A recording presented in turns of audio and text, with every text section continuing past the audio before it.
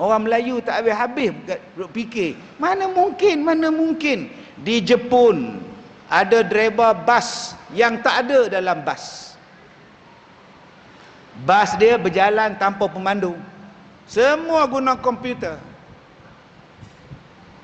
Bayangkan tuan-tuan kalau di Malaysia bas tak ada driver.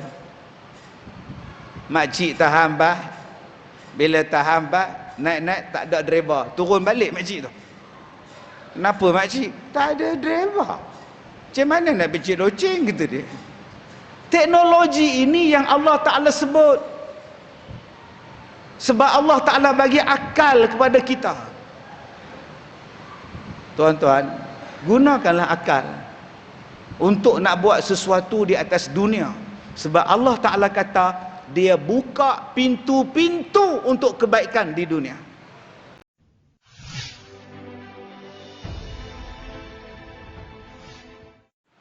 Assalamualaikum warahmatullahi wabarakatuh. Bismillahirrahmanirrahim. Alhamdulillahil qail, a'udzu billahi minasy syaithanir rajim. Innama ya'muru masajidallahi man amana billahi wal yaumil akhir wa aqamas shalah ila akhir ayat. Asyhadu an la ilaha illallah wahdahu la syarikalah wa asyhadu anna Muhammadan abduhu wa rasuluh. Allahumma salli wa sallim ala sayyidina Muhammad wa ala alihi wa ashabihi ajma'in.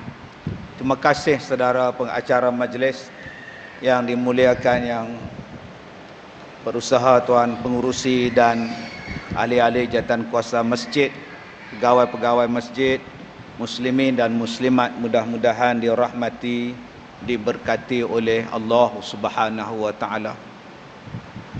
Di antara kelebihan yang Allah Taala berikan kepada kita manusia sebagai khalifah di atas muka bumi ini ialah akal. Akal lain, otak lain. Kalau nak kira otak, binatang pun ada otak. Otak ikan ada, otak ayam pun ada, otak pun ada. Tapi belum tentu ada akal lagi. Dia cuma ada fitrah bagi binatang. Bagi manusia, dia mempunyai beberapa nama. Ada yang dipanggil sebagai otak, ada yang dipanggil sebagai jiwa, ada yang dipanggil sebagai akal, ada yang dipanggil sebagai qalbu, ada yang dipanggil sebagai fuad. Jadi semuanya benda-benda ini berkaitan dengan kelebihan kita, makhluk Allah yang dipanggil sebagai manusia. Istimewanya sebab Allah Ta'ala bagi jadi kepada kita lengkap. Laqad khalaqnal insan fi ahsani taqwim. Sesungguhnya dijadikan manusia itu sebaik-baik bentuk kejadian. Manusia ni sebaik-baik bentuk kejadian, dia bukan melalui proses evolusi. Kalau evolusi daripada tak baik kepada baik, daripada tak komplit kepada komplit, daripada tidak elok kepada elok, itu nama dia evolusi. Macam evolusi teknologi kita ni. Dulu kamera bukan macam sekarang. Sekarang cuba tengok kamera. Dulu telefon bukan macam sekarang. Sekarang smartphone. Dia melalui proses evolusi. Manusia tidak. Manusia daripada dulu, daripada zaman Tok Adam sampai zaman kita, itulah manusia. Dia tak boleh kata pula ini manusia primitif, ini manusia purba, ini manusia neo-geolitik, ini manusia zaman batu. Tak ada. Apatah lagi ini manusia beruk sebelum jadi manusia. Kalau manusia tu asal daripada beruk, kemudian lama-lama jadi orang, itu belum laqad ahsani taqwim. Bukan dipanggil sebagai laqad khalaqnal insan fi ahsani taqwim, sebab dia melalui proses daripada beruk berjalan kaki empat, beruk berjalan kaki dua, beruk tegak sampai hilang bulu jadi orang. Itu bukan ahsani taqwim. Ahsani taqwim tu maknanya memang jadi elok dah. Jadi faham dalam tanam dalam kepala otak kita tu, manusia bukan dari beruk. Jangan tuan-tuan saat lagi balik rumah tengok National Geographic pukul 10 malam. Tengok dengan cucu. Atau itu beruk ke? Jangan kata kat beruk, dia tu keturunan kita tau. Oh, atuk keturunan beruk lah. Bukan kata atuk je, kamu pun beruk. Bodoh betul atuk tu tuan-tuan. Kalaulah manusia asal daripada beruk, tabung darah hospital tak payah membuat rayuan derma darah, rayuan kepada penderma darah. Tabung darah kita kekurangan bekalan, sila derma darah. Tak payahlah cari beruk je lah. Dah sama DNA, sama darah jenis O type, B type, O type A. Ada tuan-tuan dengar dalam televisyen pengumuman pengarah hospital, kita tidak lagi menghadapi masalah kekurangan darah sebab 50 ekor beruk telah menderma darah hari ini. Tak ada tuan-tuan. Jadi manusia Allah Ta'ala sebut dia dah jadi elok. Allah Ta'ala jadi elok. Bila Allah Ta'ala dah jadi elokkan kita, tak boleh ubah. Sebab itu tak boleh ubah nikmat yang Allah Ta'ala bagi pada kita. La yubaddil ni'matallah min ba'di ma ja'at fa innallaha syadidul iqab. Allah Ta'ala sebut tu. Wa man yubaddil ni'matallah. Siapa yang ubah satu bentuk nikmat yang Allah Ta'ala bagi pada dia. Tak boleh nak diubah dekat leher, bulu kening pergi ubah. Gelap boleh ubah, hidung bagi mancung. Jangan dah ubah. Jantan nak jadi perempuan, transgender, tak boleh lah. Dah sempurna elok. Melainkan sesuatu yang boleh diubah untuk membolehkan dia berbuat ibadat. Contoh kembar siam, supaya dia boleh berjalan, supaya dia boleh ibadat, maka harus dipisahkan. Ataupun tangan dia melekat jadi macam itik, doktor kata boleh dipisahkan dia punya jari dia ni supaya boleh bergerak, silakan. Ataupun mulut dia terbelah supaya dia boleh bercakap, supaya dia boleh baca Quran, supaya dia boleh berzikir, maka harus diubah. Yang lain-lain tak boleh ubah lah, duduk diam-diam. Ustaz, saya botak. Soalan, boleh tak saya tanam rambut? Tanam di tanah ke tanam di mana? Tanam di tanah nak buat apa ustaz? Tanam di kepala saya lah supaya rambut saya banyak balik. Rambut siapa yang abang tanam?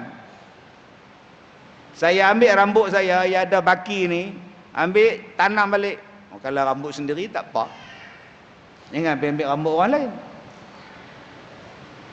Tidakkah itu mengubah ciptaan Allah? Terpulang, hukum dia harus. Itu tak dikira mengubah. Asal abang ada rambut dah? Ada, silakan. Yang tak bolehnya abang pergi pakai rambut palsu. Ustaz, ni rambut palsu ni bukan rambut orang, rambut plastik ustaz. Laki-laki tak payah, duduk dia. Tuan-tuan yang saya hormati, sebab itu Allah Ta'ala bekalkan kepada kita akal. Maka gunakanlah akal yang terbaik yang Allah Ta'ala bagi untuk kebaikan kita di dunia. Rabbana atina fid dunya hasanah, minta kebaikan di dunia. Maka bagaimana nak bagi baik dalam dunia? Otak Allah bagi, fikirkan. Allah bagi akal untuk awak senang bergerak, cari jalan. Macam mana awak boleh bergerak? Cari jalan. Otak sentiasa akan berfikir. Dulu orang buat wheelchair, jenuh. Kadang-kadang dia nak tolak dengan tangan pun tak boleh. Tangan dia Parkinson. Jalan tak boleh, orang kena tolak di belakang. Orang nak tolak tu pun dia pun Parkinson juga. Macam mana nak nolak? Maka manusia berfikir, hari ini wheelchair bukan lagi tolak dengan tangan. Hari ini wheelchair dia kontrol dekat depan. Hari ini wheelchair boleh jadi motosikal. Boleh datang masjid naik motosikal. Di charge Kemudian boleh bertahan 2-3 hari, dalam rumah dia boleh pakai. Tak perlu lagi dah. Ustaz, tangan saya ni kudung. Dua belah tangan kudung Ustaz. Macam mana boleh kudung? Saya meniaga tebu. Bulan Ramadan, air tebu. Habis tu, sambil berbual, sambil mesin tebu. Saya terlupa masukkan tebu, saya masukkan tangan Ustaz. Hancur tangan saya. Kena potong. Soalan saya, macam mana saya nak buang air besar, nak basuh Ustaz? Saya dah tua bangka, siapa nak basuh saya punya najis? Otak berfikir. Awak jadikan satu tandas, daripada tandas awak keluarkan pipe, simbah awak punya tempat keluar najis awak. Ustaz faham tak saya tak ada tangan? Faham? Habis tu macam mana air tu nak keluar, saya tak tekan dengan tangan? Ciptalah tekan dengan kaki. Kaki saya pun kudung Ustaz. Sudah. Tangan tak ada, kaki pun tak ada. Habis tu macam mana Ustaz? Kamu ciptalah satu benda yang boleh keluar air daripada mangkuk tandas dengan kepala kamu dekat dinding. Kepala saya pun tak ada Ustaz. Kamu nampak itu pintu besar? Tuan-tuan yang saya hormati, apa sahaja jawapan akan ada bila tuan-tuan berfikir. Kita cadang nak buat masjid, silakan. Dah buat panaslah, pasanglah kipas. Setiap tiang kita pasang 3 kipas. Akhirnya dapat. Orang tengah-tengah pula tak dapat kipas. I say man, pasang kipas helikopter. Selesai masalah. Tu otak. Ustaz, kipas helikopter pun tak boleh Ustaz. Apa pasal? Yang bawah perempuan pula tak kena Ustaz. I say man, kalau gitu pasang aircon. Ustaz ni bodoh ke? Tak nampak lubang punya banyak masjid kami, pasang aircon macam mana? Engkau lah bodoh, tutuplah lubang tu. Dalam dunia ni tuan-tuan, ada selesai masalah, akan ada penyelesaian. Tuan-tuan jangan takut. Sebab itu Allah Ta'ala bagi otak. Hanya orang yang tak ada iman, yang tak menggunakan akal, dia keliru, dia confuse, akhirnya dia bunuh diri. Ini dia. Sebab dia tak mau gunakan iman, tak mau gunakan otak dia tuan-tuan. Tuan-tuan yang saya muliakan, benda ini disebut oleh Allah di dalam Al-Quran surah Luqman. A'udzubillahi minasyaitonirrajim. Alam tarau anna Allah sakhkhara lakum ma fis samawati wa ma fil ard wa asbagha alaikum ni'amahu zahiratan wa batinah. Tidakkah kamu melihat kami memudahkan urusan kamu di langit dan kami memudahkan urusan kamu di bumi. Di langit kamu mudah urusan, di bumi pun kami mudahkan urusan pada kamu. Tuan-tuan, sebelum kita pergi jauh kuliah kita ni, ya, jawatankuasa masjid, dia kata, Ustaz boleh ke buka soalan? Boleh ha? Apa masalah? Tuan-tuan nak soal, jawab belum tentu. Apa masalah? Yang soal tuan-tuan, kalau saya tak mau jawab, peduli apa saya kan? Jadi tuan-tuan yang mana nak buat soalan, tuan-tuan boleh bertulis, ataupun tuan-tuan boleh WhatsApp kepada jawatankuasa masjid. Berapa nombor dia? Mai Tuan Haji, mai. Sila tengok, ambil nombor abang kita. Sila Tuan Haji. 019. Ya. Ya, ulang baik tuan. 019. Ya. Baik, jadi tuan-tuan yang mana ada kertas boleh tulis, yang mana malas tulis di kertas, WhatsApp saja pada tuan kita, insya-Allah kita akan jawab selepas habis kuliah kita nanti. Baik, di dalam surah Luqman tadi tuan-tuan, Allah Taala sebut, tidakkah kamu melihat urusan kamu dipermudahkan oleh Allah, baik urusan di langit ataupun urusan di bumi. Sebab itu manusia mempunyai akal dan dia akan sentiasa berfikir apa yang dia boleh buat di langit dan apa yang dia boleh buat di bumi. Manusia hanya perlu berfikir, mereka mencipta, melaksanakan.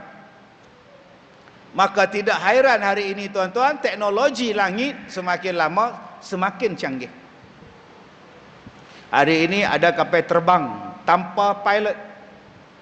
Hari ini ada kapal terbang yang tak dapat dikesan oleh radar. Hari ini ada kapal terbang yang boleh terbang 950 km sejam. Ada jet yang boleh terbang 1200 km sejam. Ada pesawat yang boleh mengelilingi dunia. Ada pesawat supersonik. Dan pesawat-pesawat sekarang semakin canggih, tuan-tuan. Tuan-tuan hanya perlu mereka. Ada kapal terbang first class. Dalam dia ada bilik tidur, ada bilik mandi, macam hotel, padahal di kapal terbang. Dulu kapal terbang nak ambil wuduk pun pramugari tak bagi. Sebab apa? Dia takut tempah. Saya ada bawa umrah satu jemaah, pakat beratur pergi ambil wuduk dalam toilet pesawat tu. Dia orang main bisik kat saya, Datuk, habis bocor tu, melimpah ruah air tu, dia apa betul-betul ambil wuduk macam kat masjid tu. Dia Astaghfirullahaladzim. Pramugari datang, oi jangan. Ada yang pergi letak kaki sebelah di lantai, sebelah dalam sinki tu. Tu dia basuh kaki. Apa hang ingat ni tempat wuduk masjid ke? Wah, sekarang dah ada pesawat, ada tempat semayang di belakang dia. Punya besar kapal terbang sekarang. Allah Ta'ala sebut dalam Quran, teknologi langit semakin lama semakin canggih, semakin lama semakin canggih. 3-4 tahun lepas, orang tanya pada saya, Ustaz, apa pendapat Ustaz tentang kereta terbang? Boleh terbang? Boleh. Ustaz pun bodoh juga. Kenapa? Ustaz, kalau kereta terbang, macam mana dengan Plaza Tol? Nak kutip tol di mana, Ustaz? Apa kena mengena tol dengan kereta terbang? Apa kena mengena? Tak ada kena mengena. Kapal terbang pun terbang, ada tol. Tolnya di bawah lah. Landing di bawah, dia kenalah cukai airport. Tak ada, Ustaz. Ustaz ni biar munasabah. Ustaz, takkan kereta boleh terbang? Antara kereta dengan kapal, mana berat? Kapal. Antara kereta dengan kapal, mana besar? Kapal. Kalau kapal boleh terbang, takkan kereta tak boleh terbang. Kapal boleh terbang, nama dia kapal terbang. Lagi besar. Bom boleh terbang. Kereta kau bertikai. Akhirnya hari ini, China buat kapal terbang, China buat kereta terbang sekarang. Dia guna drone, kaedah dia. Boleh duduk dua laki bini. Lepas ni tuan-tuan, daripada KL pergi Gombak, naik kereta terbang. China dah jual. Yang kita pula tak munasabah. Mana nak tol, parking macam mana, traffic light tak ada. Itu kau punya pasal. Orang Melayu tak habis-habis fikir. Mana mungkin. Di Jepun ada driver bas yang tak ada dalam bas. Bas dia berjalan tanpa pemandu. Semua guna komputer. Bayangkan tuan-tuan, kalau di Malaysia bas tak ada driver. Makcik tahan bas. Bila tahan bas, naik-naik tak ada driver. Turun balik makcik tu. Kenapa makcik? Tak ada driver. Macam mana nak becik loceng, kata dia. Teknologi ini yang Allah Ta'ala sebut. Sebab Allah Ta'ala bagi akal kepada kita. Tuan-tuan, gunakanlah akal untuk nak buat sesuatu di atas dunia. Sebab Allah Ta'ala kata, dia buka pintu-pintu untuk kebaikan di dunia. Maka hari ini terciptalah baju yang tak payah iron. Terciptalah tudung yang tak perlu digosok. Hari ini dah cipta vacuum yang tak payah guna wire. Hari ini tercipta kereta yang tak payah tanya orang. Tekan saja. Cakap saja. Parit. Dia bawa kita ke longkang depan rumah. High proton. Parit. Dia bawa sungguh, tuan-tuan. Kita cakap parit botol. Dia belasah parit depan tu. Teknologi, tuan-tuan, benda inilah Allah Ta'ala buka pintu seluas-luasnya pada kita. Siapa yang menguasai teknologi, dia ke hadapan. Siapa yang menguasai otak, dia ke hadapan. Tuan-tuan yang saya muliakan, Ustaz, ya, kita ni orang Melayu, so kita otak Melayu, so mana boleh sama dengan otak Jepun? Jepun tu bukan orang, Jepun tu bukan manusia. Jepun pun orang, Jepun pun manusia. Apa beza kita dengan Melayu dengan Jepun? Tak ada beza. Habis itu kenapa awak bezakan otak Jepun lain, otak Melayu lain? Otak Jepun otak komputer, dia orang otak kalkulator, Ustaz. Tuan-tuan yang saya muliakan, Jepun dia kena bom Hiroshima, Nagasaki. Jepun terlibat dalam perang Korea. Selepas itu Jepun tidak lagi berperang. Pada awal 50-an dia stop. Dia tidak lagi berperang. Dia tidak lagi bergaduh. Malah rakyat dia tidak lagi bergaduh. Mereka menghormati institusi kerajaan mereka. Menghormati raja-raja daripada Raja Akihito sampailah raja tak tahulah raja apa tak tahu. Cukup hormat. Mereka hidup dalam keadaan harmoni. Mereka hidup dalam keadaan tidak bergaduh. Mereka tidak berperang. Mereka tidak berpecah belah. Mereka hidup dengan aman. Bila mereka hidup dengan aman, otak mereka ligat berfikir. Hidup mereka berfikir macam mana nak jadi moden. Hidup mereka berfikir macam mana nak buat sesuatu dengan baik. Jom kita buat kereta. Akhirnya datang Toyota. Fikir. Daripada Toyota KI10, KI20, KI30 sampai Lexus. Hari ini Lexus boleh mengatasi Mercedes. Toyota saja. Dia tengok mesin basuh. Sampai bila Makcik Leha nak bawa besen, letak di pinggul, basuh kain, di perigi, basuh di sungai. Datang mesin basuh. Basuh dengan semi automatic, basuh dengan automatic, fully automatic, basuh pula dryer, mesin siap. Hari ini mesin basuh cukup canggih. Dalam tempoh berapa minit saja kain kering. Otak mereka berfikir macam mana nak basuh kain. Otak mereka berfikir macam mana nak buat supaya makanan tahan lama.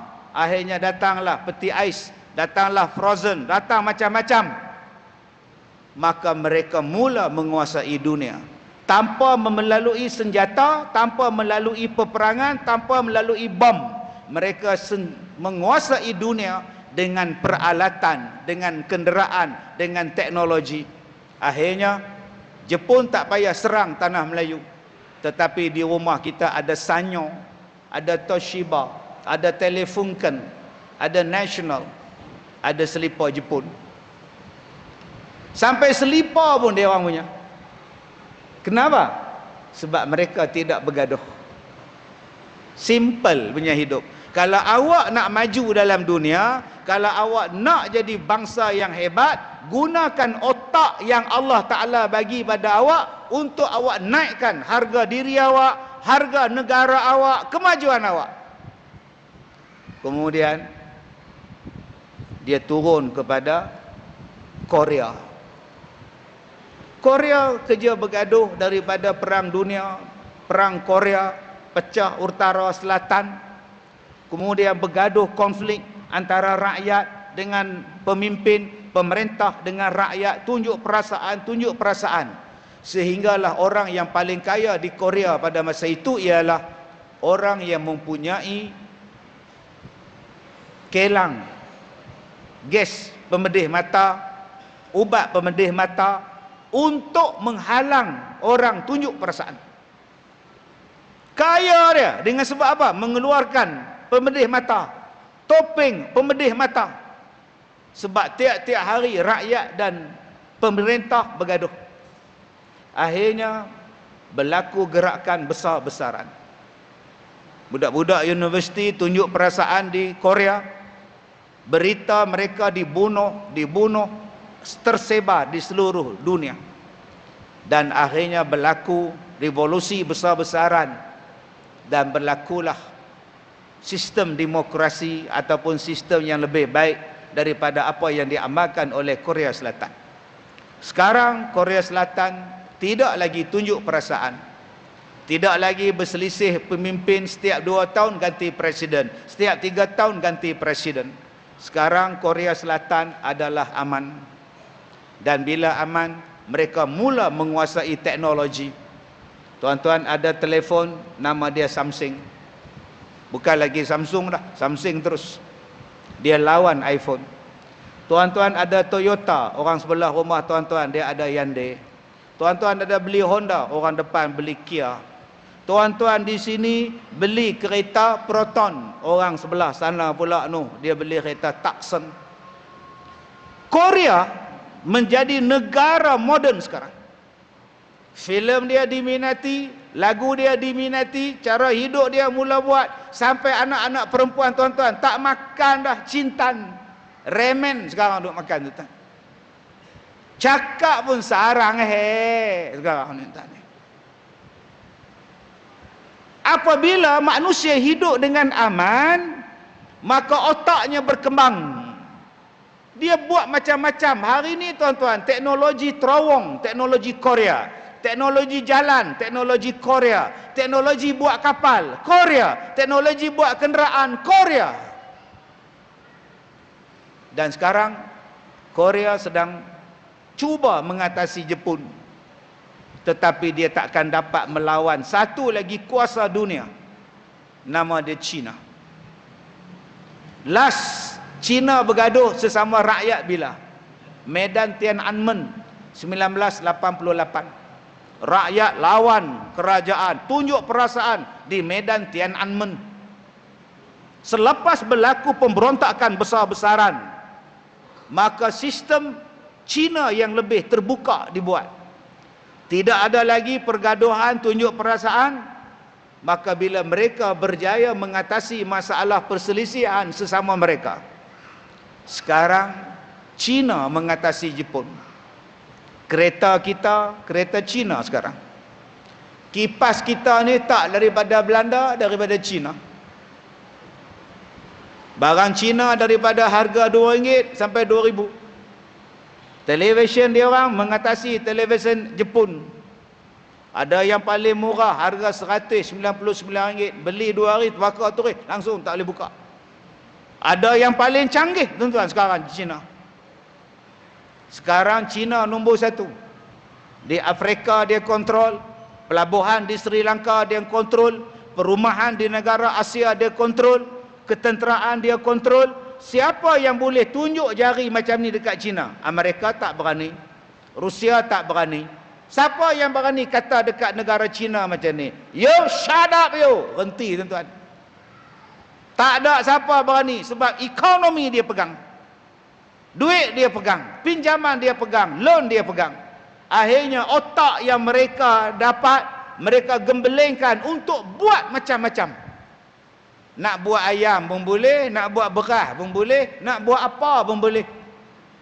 Pembinaan mereka kontrol, sehinggalah mereka mempunyai hospital di laut yang paling besar di dalam dunia. Hospital di laut?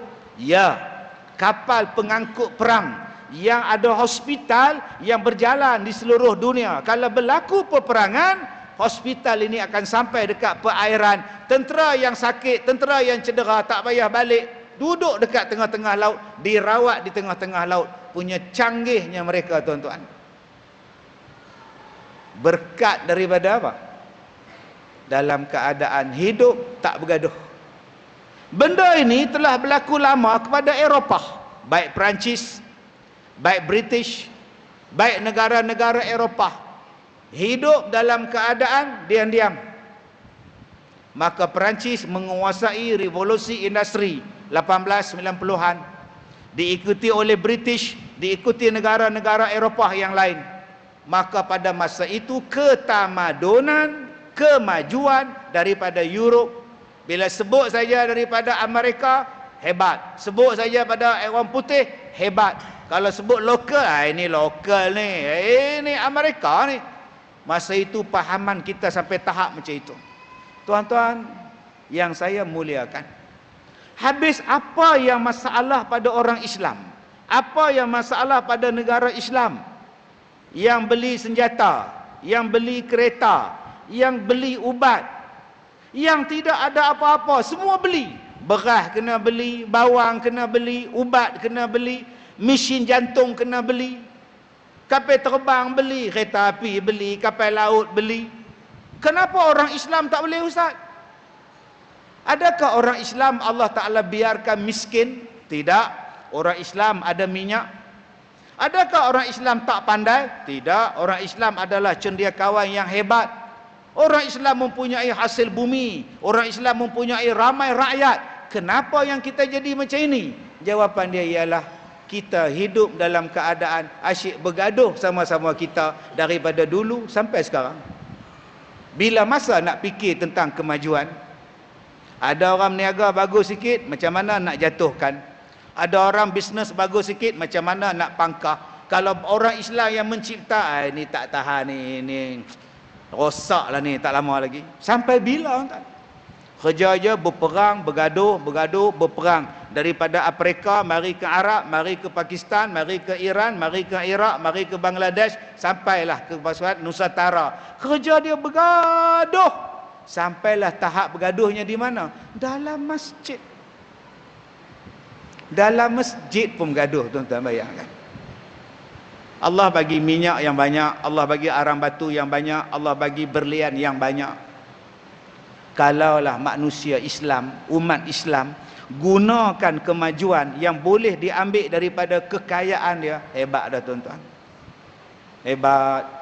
Dia boleh buka pusat penyelidikan di negara Arab, mengkaji, membuat benda-benda yang hebat. Sebab negara Arab duit banyak, sayang mereka menghabiskan duit yang banyak dengan bola. Buat stadium, bayar gaji 1 bilion setahun.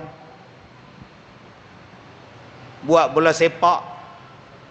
Bola sepak buatkan Arab, siap ekon lagi. Stadium, buat ekon. Habis bola sepak, buka balik stadium. Berbilion habis. Kalau buat universiti, mengkaji, hebat orang Islam, tuan-tuan. Tapi nak buat macam mana? Kerja kita bergaduh. Di Malaysia ni tak habis-habis bergaduh. Sebab itu tuan-tuan, kalaulah kita sayang kepada Islam, sayang kepada Rasulullah, Rasulullah ini membawa kasih sayang tahap tertinggi. Islam adalah agama kasih sayang tahap tertinggi. Tetapi sesama Islamlah kita memusuhi tahap tertinggi. Dengki yang tertinggi, benci yang tertinggi, mengata yang tertinggi, menyampah yang tertinggi, dengki yang tertinggi, sama-sama Islam. Kemudian kita bercakap, kenapa Islam lemah? Kenapa Islam tak tolong Palestin? Kenapa negara-negara lain tak bantu Palestin? Hang tanya. Tuan-tuan yang saya muliakan. Jadi, nombor 1. Tuan-tuan hanya perlu berfikir macam mana nak maju. InsyaAllah tuan-tuan dapat mencipta. Tuan-tuan tengok kipas, tuan-tuan perhatikan kipas. Macam mana aku nak ciptakan kipas yang semua orang boleh rasa. Sekarang orang putih dah buat. Saya tengok kipas ni tuan-tuan tahun 2000. Ni kipas ni. Tahun 2000. Di mana Ustaz nampak? Saya ceramah di Singapura, Masjid Sultan. Saya tengok ada 2-3 kipas dalam Masjid Sultan. 23 tahun yang lepas. Orang Singapura tidak bergaduh, orang Melayu Singapura tidak hentam-hentam, tidak dengki-mendengki, tidak kutuk-mengutuk. Mereka boleh buat. Orang Malaysia baru tempoh 15 tahun jumpa kipas ni. Saya tanya pada mereka, di mana beli abang? Kita ambil pada Holland, Datuk. Ustaz, kita ambil pada Holland, Belanda. Oh. Berapa harga dia? Saya tanya. Ini murah je Ustaz, 25,000 tadi. Masa itu, Cina belum buat lagi. Bila saya datang lagi ceramah selepas itu, ada masjid lain pula buat. Saya tengok, oh ini Dari Holland juga. Tak ada ustaz. Ini dari Belanda, dari Cina ustaz. Cina murah sikit. Cina dah potong Holland. Masya Allah tuan-tuan. Cuba tuan-tuan pasang kipas ni. Agak-agak apa jemaah kata. Dia tengok. Ini kalau jatuh atas kepala ni mati ni. Ini pemikiran kita. Ini kalau putih jatuh lah syahid. Pemikiran nombor 2. Tak, kipas ini tak cukup lagi ke? Yang banyak kipas ni. Pemikiran nombor 3, siapa nak bayar tu? Bil tu. Siapa nak bayar bil tu? Ni. Pemikiran nombor 4, ialah pasang-pasang lah. Kalau ramai baru kita pasang. Kalau tak ada orang tak payah lah. Jimat ya. Itu dia. Ini kalau rosak ni siapa nak repair? Pemikiran nombor 5. Siapa nak repair ni? Itulah pemikiran kita yang jauh ke hadapan. Negatif, negatif, negatif, negatif. Sampailah tuan-tuan soal-soal kuliah maghrib. Saya pergi kuliah maghrib satu masjid, nyimbang dengan pengurusi. Ustaz, kami nak minta pendapat ustaz. Ya. 2 hari lepas kita mesyuarat AJK masjid. Ya. Bendahari bangkitkan masalah bil air dan bil elektrik masjid meningkat 2-3 bulan ni. Saya tanya kenapa meningkat? Sebab tiap-tiap malam kuliah maghrib, tiap-tiap malam kita buat, tiap-tiap pagi kuliah subuh baca Quran. Jadi bila buat tiap-tiap malam elektrik pasang dan ramai orang datang, jadi bil air naik. Dia kata dulu banyak ini, sekarang banyak ini. Inilah akibat buat kuliah maghrib tiap-tiap malam, kata dia. Siapa yang cakap? Bendahari masjid. Kemudian dia cerita pula, bulan ni perbelanjaan untuk bayaran sagu hati tuan guru meningkat pada 6,500 berbanding 2,000 pada bulan-bulan yang lepas. Peningkatan sebanyak 4,000 lebih, kata dia. Jadi dia mencadanglah, kurangkan balik kuliah maghrib supaya orang tak datang. Guru pun tak datang, jimat belanja, kata dia. Ini perangai kita. Bukan masjid ni lah, ni di Afrika ni. Dia susah hati tengok orang ramai. Dia susah hati tengok ustaz mengajar tiap-tiap malam. Dia susah hati tengok bil elektrik mencanak, bil air mencanak, bil api mencanak. Susah hati dia. Yang dia bangga ialah dalam masjid, penyata akaun masjid, kita setakat bulan lepas akaun dalam bank kita ada RM462,434.26. Dia bangga yang itu. Sudah. Tuan-tuan yang saya muliakan. Kemudian kita bercakap, masjid kita tak ada orang. Ada pula tuan-tuan, bila berlaku peralihan jawatan kuasa masjid. Saya pun pergi ceramah Maulidur Rasul. Pengurusi dia, saya baru pegang 3 bulan masjid ni, Datuk. Tahniah Tuan Haji, bagus. Mudah-mudahan boleh buat kerja dengan baik. Alhamdulillah. Sekarang nampak aman lah masjid ni ustaz. Sejak saya pegang ni aman lah. Alhamdulillah lah. Tak ada lah macam dulu kan. Nampak lebih aman lah. Bagus. Tak apa Tuan Haji, saya balik dulu. Elok saya nak balik, ada orang ikut saya 2-3 orang. Memang aman lah ustaz. Dulu kuliah maghrib kita 26 kali sebulan.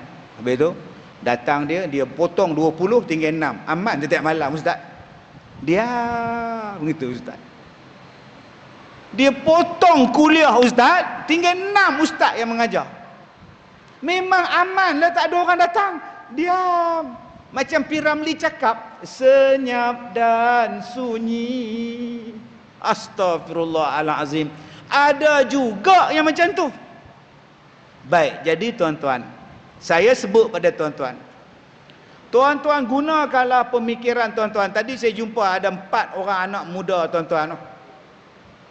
Tuh, 4 orang duk, ada seorang duk makan rojak, ada 3 orang lagi duk study. Saya tanya dekat dia orang, SPM ke? Tak ada Ustaz. Kami dah habis SPM. Ini study apa ni? Kami dalam nak pergi Jepun, dapat tawaran belajar di Jepun. Oh, bagus. Sekarang kami dah ikut kursus bahasa di institut ni, bahasa Jepun. Oh, bagus. Belajar elok-elok, nanti jadi orang pandai, buat kemajuan. Bila nak perginya? Tahun depan tadi. Atau tak terlibat ke dengan PLKN? Senyum budak-budak. Tak terlibat ke? Abang-abang insya-Allah yang mana 35 tahun ke bawah pun terlibat insya-Allah. Ya, walaupun gaut pun gautlah tuan-tuan. Tuan-tuan yang saya hormati, saya seronok tengok adik-adik kita, anak-anak tuan-tuan tu nak belajar. Silakan.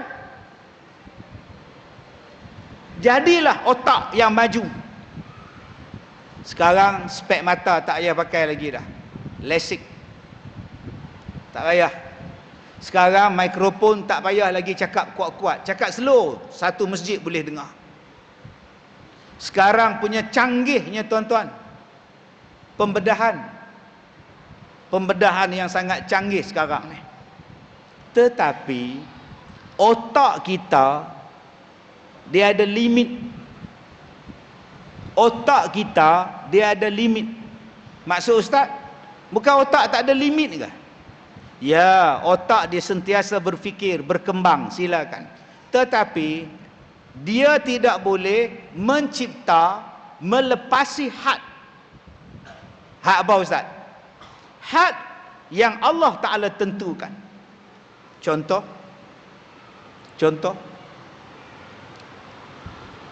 para saintis di Amerika telah berjaya melakukan pembedahan jantung terhadap seorang pesakit jantung dengan menukarkan jantungnya daripada jantung manusia dengan jantung babi. Inilah kejayaan terhebat manusia apabila babi boleh menjadi penyelamat nyawa manusia. Saya dengar babi, jantung babi jadi gantung manusia. Selepas ini tuan-tuan kalau tengok babi, jangan maki babi. Dialah yang menyelamatkan nyawa mak. Biar betul kau. Dajjal akan dibunuh oleh Nabi Isa. Nabi Isa juga datang untuk membunuh babi. Kalaulah babi itu penyelamat manusia, apa sebab Nabi Isa nak bunuh babi?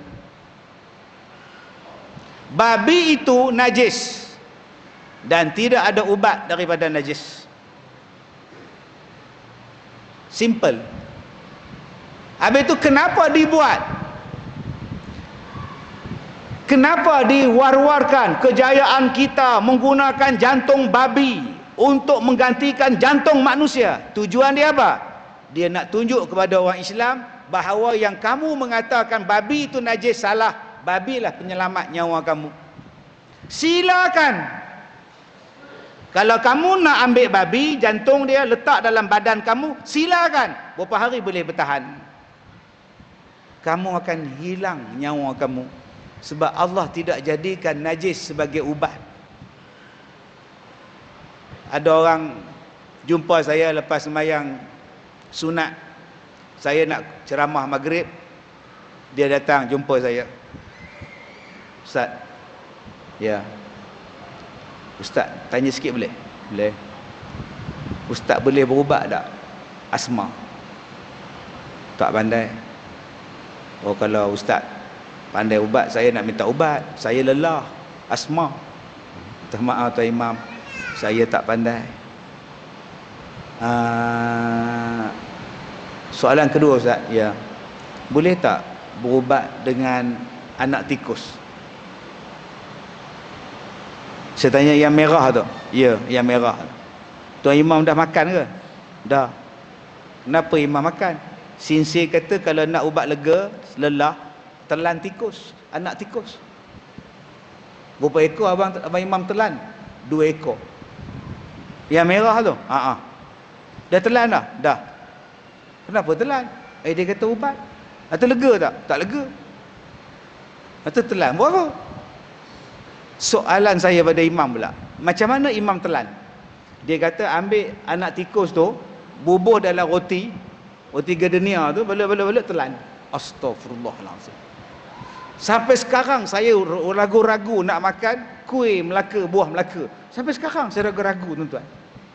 Bila kita makan kuih buah Melaka kan merecik darah gula Melaka tu. Saya terbayang, tuan-tuan, dia picit anak tikus tu. Astagfirullahalazim. Apa nak jadi ni? Yang bukan-bukan. Saya kata, kalau abang nak berubat dengan babi punya jantung, baik abang berubat dengan jantung beruk. Kita asal pada beruk. Kita bukan asal pada babi. Ustaz, inilah sains. Betul sains. Tetapi dia ada had. Jikalau sains tadi melanggar fitrah, melanggar sesuatu hukum, melanggar sesuatu yang Allah jadikan, ia bukannya sains, itu nama dia propaganda. Menafikan kekuasaan Tuhan, menafikan hukum Tuhan, dan cuba nak menyalahkan dan menyatakan bahawa apa yang Islam cakap tak betul. Hari ini pesakit kedua yang menggunakan jantung babi meninggal dunia. Sebab bukan ubat dia. Yang boleh guna jantung ialah jantung manusia. Tunggu penderma dia. Yang boleh ubat ialah guna bateri, guna pacemaker. Silakan, Islam tak larang. Tuan-tuan, kalau tuan-tuan masih ingat, tahun 1999, masa itu kita nak melalui fasa 2K 2000, nak masuk alaf 2000. Daripada tahun 1999 masuk 2000. Masa itu dunia akan dilanda dengan virus Y2K. Kalau tuan-tuan masih ingat, orang yang ada komputer susah hati, yang ada duit dalam bank susah hati, sebab nombor akan bertukar daripada 1999 pergi kepada 2000. Kemungkinan duit kita dalam bank hilang sebab digit dia dah bertukar tarikh. Oi, panjang hoi. Kita akan menghadapi virus Y2K. Komputer mesti ada peranti khas supaya dapat menangani Y2K. Kita pun beli peranti khas, kita pun beli antivirus, beli satu dunia. Bila datang Y2K, masuk tahun 2000, tak ada apa pun berlaku. Siapa yang untung? Yang buat komputer. Siapa yang untung? Yang buat cerita virus Y2K. Siapa yang untung? Yang jual antivirus. Nampak tak? Otak kita telah diprogram macam itu. Dan pada tahun 2000 itu, saya masih ingat sampai sekarang. Sebab apa? Sebab saya dijemput untuk mendengar taklimat. Satu profesor perempuan, saya begini pakai baju Melayu kan. InsyaAllah pada hari ini saya akan membentangkan kemajuan sains yang terbaharu yang telah sampai kejayaannya pada kita, iaitu pengklonan manusia. Daripada hangguk tu berhenti saya. Pengklonan manusia, ya. Selalu saya dengar kereta klon. Nombor sama, jenis pun sama, warna pun sama, nombor plate pun sama. Berhenti dekat RNR Tapah sebelah menyebelah. Menung tukar kereta tu. Tuan punya kereta ni mana satu kereta yang betul ni? Tu nama dia kereta klon. Tengok-tengok tuan-tuan, manusia klon. Yang ni yang K. Aryu buat dalam filem dia, Profesor Klon. Tuan tengok tak cerita tu? Yang Saipul Apek jadi cicak man tu. Manusia klon, muka semua sama belaka. Profesor Klon nama dia. Saya pun dengar. Baik, yang pertama, apa dia manusia klon? Tuan-tuan ya, manusia klon ini ialah bagaimana seorang perempuan mengandung tanpa berkahwin. Manusia perempuan mengandung tanpa melakukan persetubuhan. Wow. Perempuan mengandung tanpa melalui air benih lelaki. Tak payah benih lelaki. Wow, hebatnya. Perempuan ini mengandung, diambil daripada sel dalam badan dia, dan dia mengandung tanpa perlu persetubuhan, tanpa perlu suami, tanpa perlu jantan.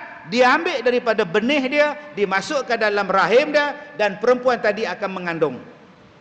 Dan bila cukup 9 bulan, baby dia akan lahir, dan muka baby tadi sebiji macam muka mak dia. Itulah klon. Nganga kami. Dan ini menyelesaikan masalah penderaan dalam rumah tangga. Ini menyelesaikan masalah tuntutan nafkah. Ini menyelesaikan masalah orang perempuan tak ada jodoh. Masalah ini akan selesai. Perempuan-perempuan tak perlu lagi lelaki, sebab mereka perlukan anak tanpa perlu lelaki. Hoi, saya rasa nak sebut hoye, tapi takut nak sebut. Baik, mungkin tuan-tuan terkejut. Jangan terkejut. Pasal apa pula? Kerana kajian klon ini pihak saintis telah melakukan di Finland. Oh, Finland. Dilakukan terhadap seekor kambing biri-biri yang bernama Dolly. Dolly ini mengandung tanpa melalui persenyawaan, dan dia pregnant, kambing biri-biri ini, dan dia melahirkan anak dia sebiji macam muka mak dia. Sayangnya binatang itu telah meninggal dunia, dan binatang itu dikenali sebagai Dolly Finland. Lagi sekali saya ketawa. Sebab apa? Dia kata kambing biri-biri telah meninggal dunia. Jarang cuba tuan-tuan. Makcik, oyen makcik mana makcik? Baru meninggal dunia. Jarang tuan-tuan. Oyen ke, kucing ke, lembu ke, mati. Dia sebut meninggal dunia. Yang kedua, kenapa saya senyum? Sebab dia kata kambing biri-biri yang dilahirkan, muka dia sama macam muka mak kambing dengan anak kambing. Saya senyum. Saya cakap, kambing, lembu, ular, mak dengan anak memang muka sama. Tuan-tuan dapat beza tak ular punya muka? Sama. Rimau sama tengok orang. Yang tak sama muka orang. Memang binatang muka sama. Cuba tuan-tuan tengok muka sibuk babi. Dua-dua sama. Nyamuk lagi sama. Tuan-tuan, apa dalil dalam Quran adanya manusia klon? Dalam Quran pun ada. Lagi saya terkejut. Dalam saya duduk menyandar macam ni, dia sebut ada dalil dalam Quran. Dalil dalam Quran, ya, Siti Maryam melahirkan Nabi Isa tanpa bersetubuh, tanpa suami, tanpa bapa pada Nabi Isa. Itulah dalil manusia boleh melahirkan anak tanpanya ada bapa, tanpa ada suami. Bapa saya sebut. Dia bentang dekat kami 2 jam. Ada soalan? Boleh dibuka sekarang. Doktor, soalan. Tadi doktor sebut bayi klon sama dengan mak dia, muka sama dengan mak dia, perempuan sama macam mak dia. Correct. Soalan. Tadi doktor sebut Nabi Isa adalah bayi klon pada Siti Maryam.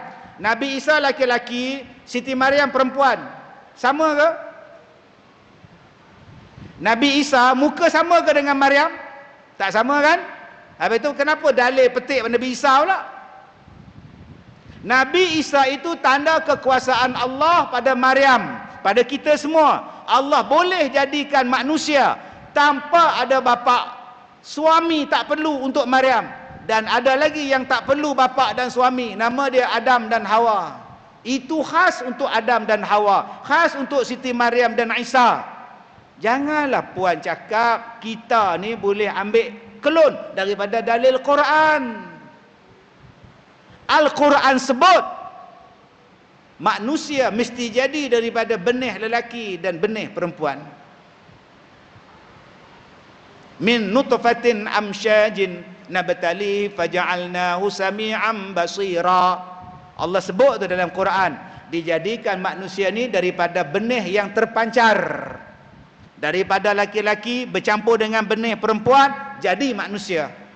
Huwallazi yusawwirukum fil arhami kaifa yasha. Allah sebut dalam Quran, dialah yang membentukkan manusia dengan rupa paras manusia dalam rahim ibu-ibu mereka, bukan klon. Tuan-tuan, hari ini sains macam ini yang kena tolak. Sains yang kononnya lebih advance daripada Quran, sains yang lebih moden daripada Quran. Salah itu tuan-tuan. Takkan berlakunya manusia klon. Ustaz ni primitif, ustaz ni pemikiran lembab. Ustaz siapa nak lawan saintis? Saya bila saya pegang Quran dan hadis, saya lebih pandai daripada saintis. Kalau saintis tu pegang Quran dan hadis, dia pandai daripada saya. Tapi kalau dia tolak Quran, dia tolak hadis, dia tak pandai. Itulah ustaz jumud. Ustaz lulusan tahfiz saja apa ada. Ustaz tahu tak? Sekarang manusia dah ke bulan ustaz. India tu dah ke bulan ustaz.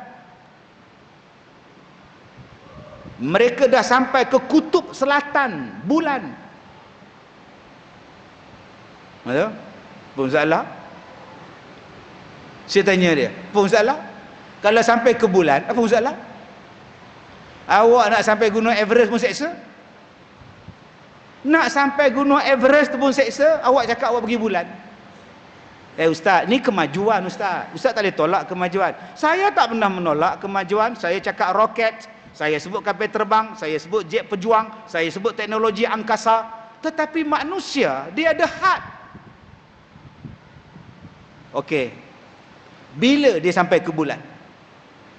Tahun 69, tahun 73, yang terbaru 2 bulan lepas. Berapa hari di bulan? Itu saya tak pastilah. Okey. Abang. Ya. Mati bila abang mati? Abang mati bila? Mana saya tahu. Soalan ustaz ni bodoh betul lah. Soalan kedua, bila-bila kita boleh mati ke? Bila-bila boleh mati? Soalan saya pada abang yang ketiga, boleh tak dia mati kalau dia duduk di bulan? Dia pergi ke bulan, dia landing, ambil gambar papak-papak, selfie apa semua, mati di bulan. Boleh tak? Boleh. Di situlah salahnya abang. Di situlah salahnya abang. Sebab abang tak pegang pada Quran. Apa pula? Allah jawab dalam Quran, minha khalaqnakum wa fiha nu'idukum wa minha nukhrijukum. Daripada tanah kamu dijadikan, ke dalam tanah kamu akan dimasukkan, dan daripada tanah kamu akan dikeluarkan. Dari tanah kamu dijadi, ke dalam tanah kamu akan dimasukkan, daripada tanah kamu akan dikeluarkan. Kalau dia mati di bulan, dia tanam di mana?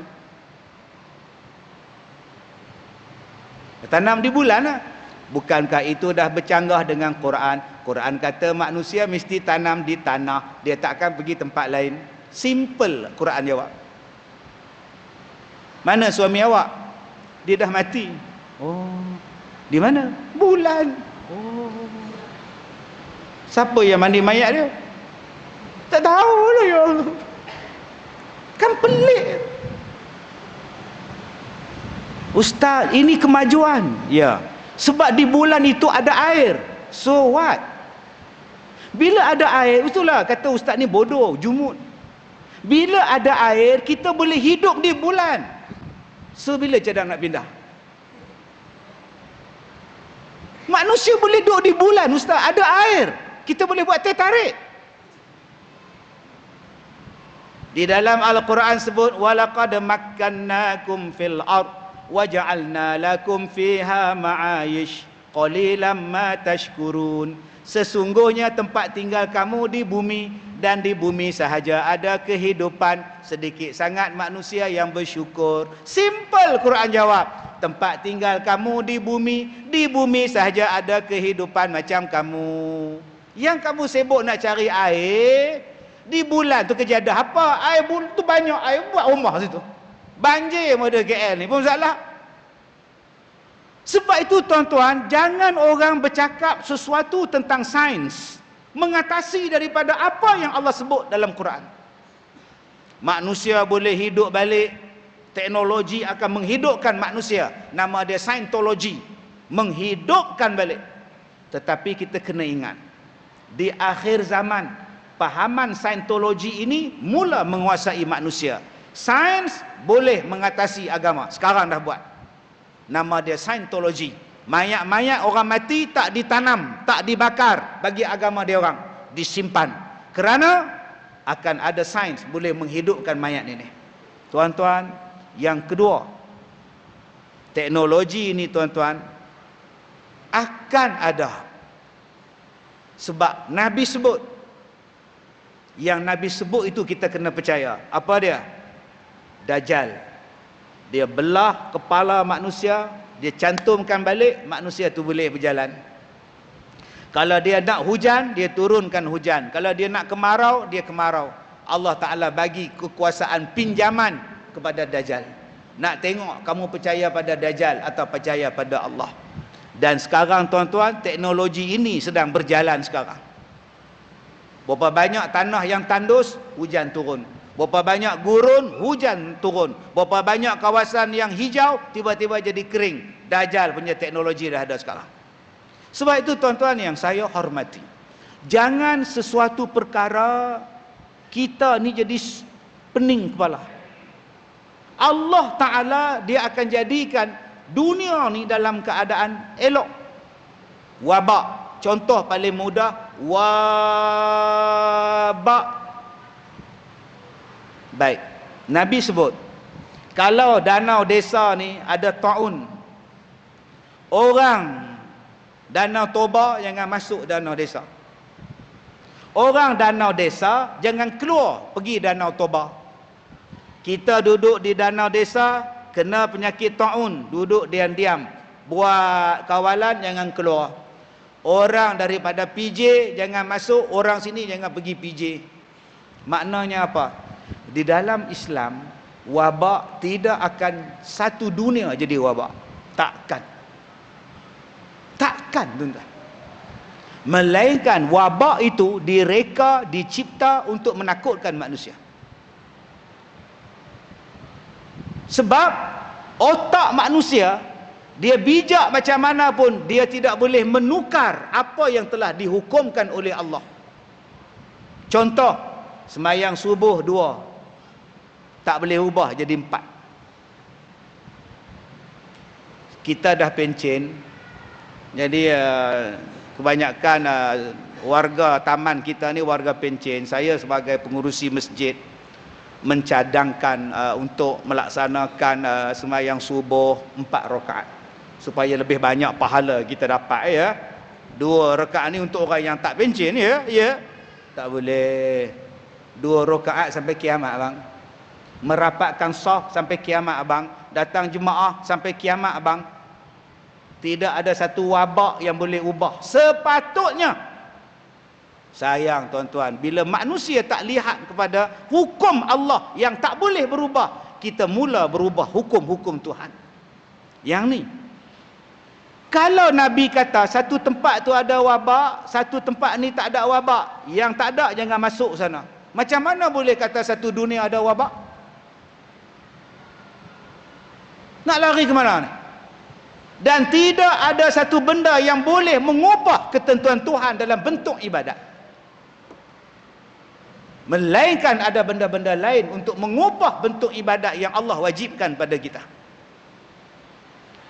Sebab itu tuan-tuan, nyamuk Tuan-tuan tengok demam denggi. Denggi dia ada di mana? Denggi dia berada di kawasan Khatul Istiwa. Brazil, Malaysia, Nusantara, Afrika.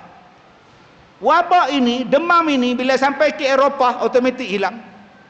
Wabak tempat sejuk, bila tepi tempat panas, mati virus dia. Virus tempat sejuk dia automatik mati bagi tempat sejuk. Tetapi pelik bila virus tempat sejuk ke tempat tak sejuk, semua kena. Ini pelik tuan-tuan. Dia melanggar kepada fitrah yang Allah Ta'ala buat. Sebab itu otak yang Allah Ta'ala bagi, ada bendanya boleh kita berfikir untuk kemajuan, silakan. Otak yang Allah Ta'ala bagi, jangan lawan Tuhan.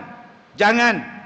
Tadi saya sebut nak cipta manusia kelun, nak pergi duduk pindah, tak mau duduk di KL, nak pindah ke bulan. Ada yang kata kita nak pergi matahari pula selepas ini.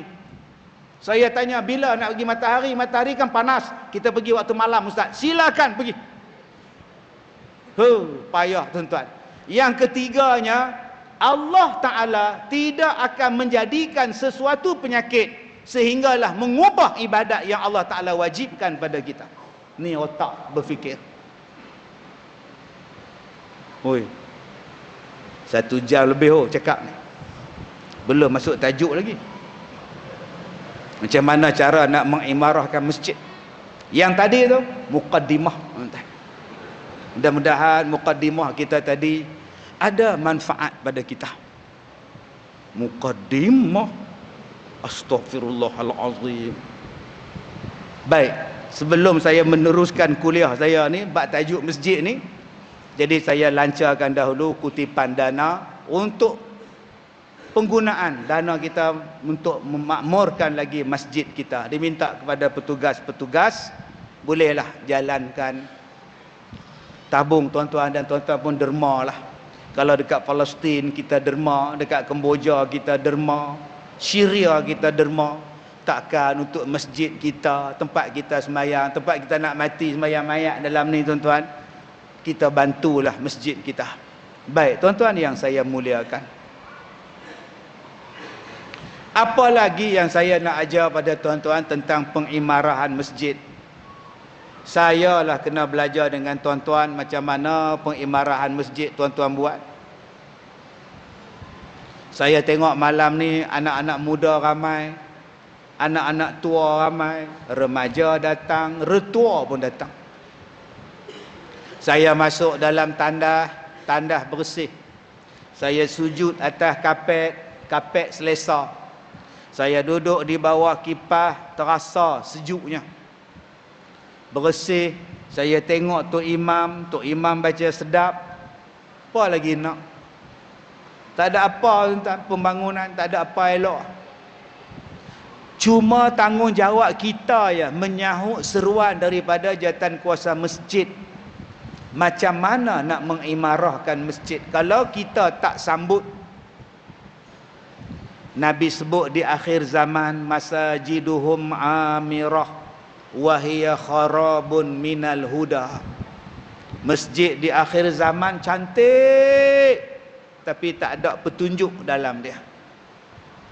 Maka kita kena tengok, pertama, masjid ni rumah Allah.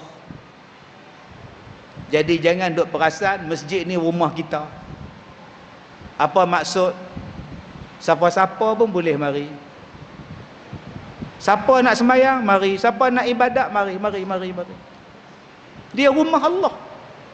Masalah kita hari ni menganggap masjid rumah kita. Peraturan ya, jangan ya, tak boleh ya, tidak dibenarkan ya, tidur ya, lama-lama orang tak datang. Tidak dibenarkan tidur ya dalam masjid ya. Tolong ya, jatuh alio basi, jatuh tak kapet. Habis najis kapet ya. Oh sudah tuan-tuan. Anak-anak muda tak boleh datang masjid ya, bising ya. Lama-lama pergi mall. Remaja-remaja tak boleh datang ya, nak buat wifi ke apa, pergi Starbucks ya. McDonald boycott, pergi Starbucks. Samalah Starbucks pun. Semua tak boleh. Apa yang boleh? Ustaz pun tak boleh. Ustaz tak boleh ceramah ya, dia diam. Astagfirullahalazim. Maknanya kita dah jadikan masjid tu rumah kita. Ni rumah Allah. Peraturan sama ya. Sama semua dalam masjid. Rumah Allah sama ya. Nak masuk, bersih daripada najis. Nak masuk, tidak ada hadas besar. Nak masuk, pakaian kena elok. Nak masuk, ni ada. Sama ya. Saya sembahyang Isyak. Nak pergi ceramah di Padang. Singgah masjid sembahyang. Orang dah habis sembahyang, saya sampai orang dah habis. Saya sembahyang tepi pintu. Allahu Akbar. Tok Siak sambil tutup switch lampu, dia boleh bercakap. Sembahyang cepat sikit, tutup pintu ni. Dia sound saya tuan-tuan. Sembahyang cepat-cepat sikit, nak tutup pintu dah, lewat dah balik dah. Saya rasa nak tengok apa. Macam mana tuan-tuan? Kita terlalu eksklusif. Akhirnya budak-budak tak mau main masjid, orang muda tak mau main masjid. Orang tak mau dekat dengan masjid. Banyak sangat hype. Hype. Hype. Hype. Lari budak-budak. Lari kat pintu pagar tu tanya, "Pak cik tu orang Jepun ke?" Tak tahu. Duk hype, hype, hype. Jom tuan-tuan. Tuan-tuan nampak tak malam ni ada suara budak-budak? Tu anak kita tu. Seronok tak? Bulan Ramadan yang memeriahkan masjid, anak-anak yang meramai berlari-lari di masjid, anak-anak.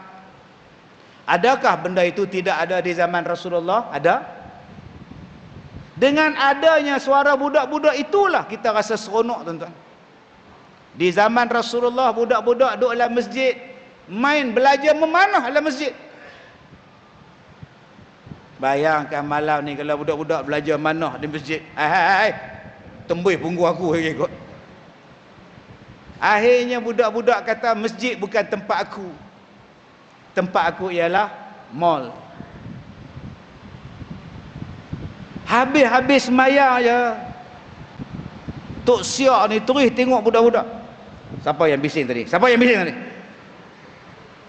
Dia penampar budak tu, sengit kepala balik ke rumah. Naik bersikap begitu je.